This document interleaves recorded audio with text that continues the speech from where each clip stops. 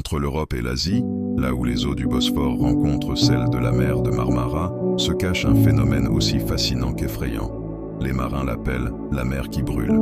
Par certaines nuits calmes, alors que le vent tombe et que la surface de l'eau devient lisse comme un miroir, des langues de feu jaillissent soudain à la surface. Des flammes denses s'étirent, s'éteignent puis renaissent quelques mètres plus loin, comme si l'océan lui-même respirait des braises ardentes.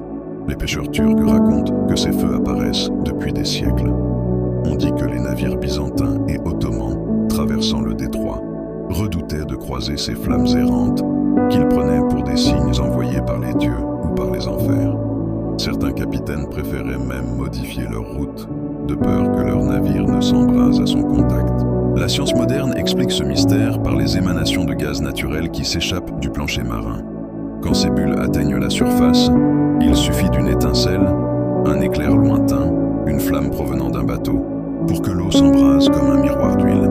Mais pour ceux qui assistent à la scène, l'explication importe peu, car voir la mer s'enflammer reste une vision irréelle, presque apocalyptique. Certains habitants de la région murmurent une légende plus sombre.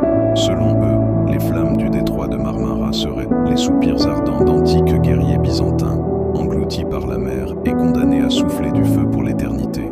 Chaque apparition serait l'écho de leur malédiction, rappelant que les eaux de Marmara sont un lieu de passage entre deux mondes, non seulement entre deux continents, mais aussi entre les vivants et les morts.